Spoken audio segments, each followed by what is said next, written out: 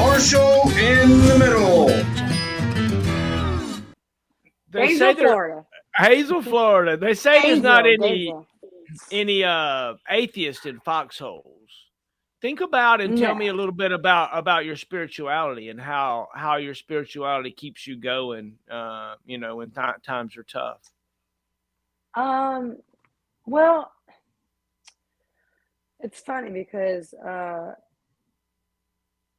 I was really tested when I hope I don't cry, but when my daughter Elizabeth, she was born January 29th, 2002, and then 11 days later, Kent has helicopter accident. And I remember getting a phone call. Actually, it's funny because I watched the 60 Minute show on Ospreys, and the wives were saying, because they were mechanically not good, and sometimes they have emergency landings a lot. And I remember the wife saying, I just never know if he's going to have emergency landing and all this other stuff. And I thought, oh, I hope that doesn't ever happen to Kent. Well, sure enough, if that did not happen to me, and I got the call, because he would say, yeah, sometimes you got to do an emergency landing, and if you have a dual engine failure, if you land flat, you're good. But if you land sideways, that's not good. And, if you're high enough, you can auto rotate, and all those wonderful things. And then when it, and if it crashes, the locator, or the ELT, I think it's called, will automatically send a signal to the satellite and all this great stuff. Well, I got the call, and someone said, the guy said, Kent, he's had to have an emergency landing. We're looking for him now. And I was like, okay. And I didn't, we just basically didn't have him on radar anymore. And we were living in Jacksonville, Florida at the time, and I was like, oh God, I did, it was crazy. And they said that, later on, they said he crashed and that they're sending him to the hospital. And I was like, is he okay? Like, I don't know. Is he okay? And like, they didn't know. And so I was like, oh my God, oh my God, oh my God, no, this is not happening. Like, Elizabeth we just got married, and this is not how it's supposed to happen. Like, seriously, this is not how it's supposed to go down. And I just remember, like, going to the closet and just grabbing his uniform and just saying, please, God, please let Elizabeth have her father. And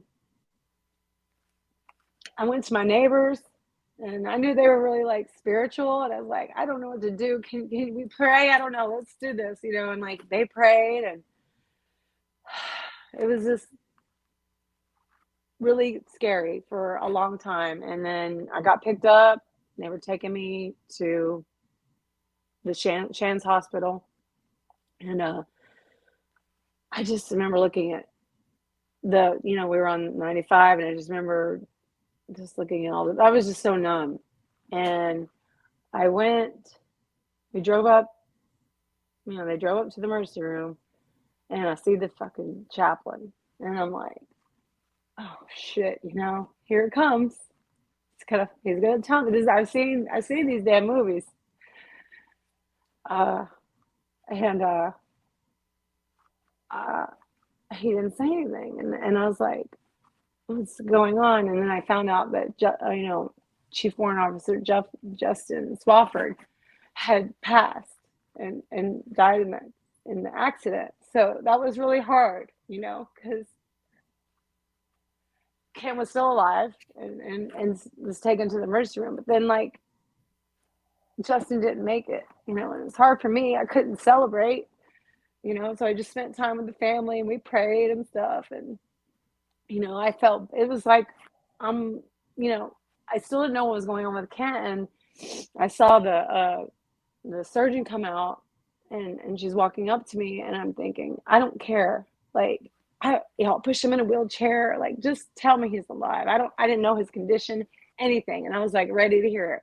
I'll whatever I need to do. And so she said, he doesn't have any internal injuries. Like, I'm like, this is not making any sense. And she's like, do you want to come back and see him? I'm like, yeah, I want to come back and see him. And, I swear to God, the first thing out of this man's mouth is, don't tell my mom. And do I have all my teeth? I mean, we have a sick sense of humor, but I was like, really, Kent? And a freaking miracle. Why is he alive? Why I mean, he did have severe injuries. His, compound fractures, femur's messed up, broken hand, TBI, the boom mic ripped his lip and up to his, nose.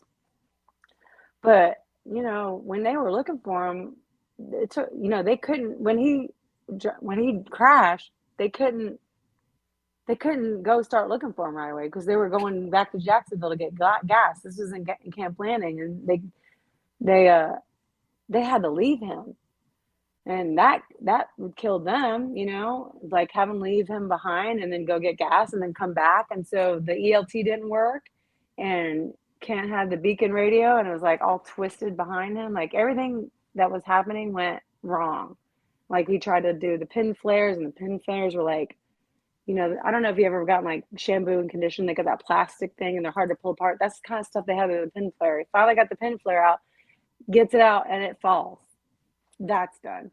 The beacon radio, it took him an hour to get it right back in front of him, and then he finally turned it on.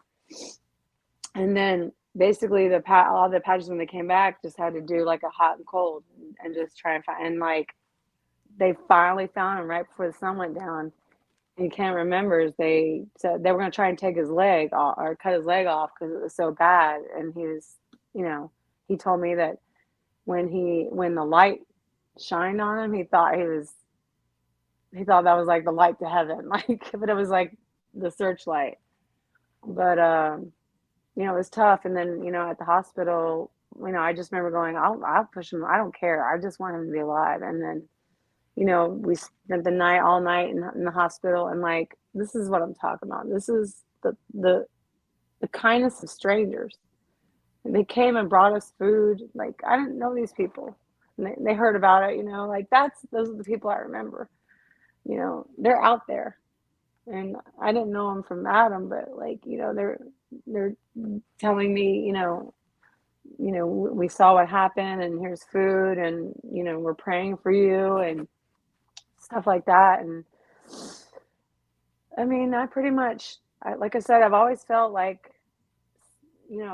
that God's taken care of me my whole life, even in the bad, and that just really solidified that it's pretty much a miracle. Like, he was 100 feet above the trees when he crashed, so there was no auto rotating, and he crashed at an angle. And that's straight up miracle. I mean, that you can't explain the unexplainable, and that's the only thing I can come down to it. But every year I try to remember Justin, and I've run in his name, and like I watched the video that his sister made come every year February 9th. But they were just so gracious to me, and like trying to make me feel better. They're like, oh, and it was his birthday too, the day he died, and they were like, Justin was single, and and it's still hard, like we've all kind of paid the price, but he still lives on, but that was pretty much my guarantee that, like, there's God. Marshall in the middle.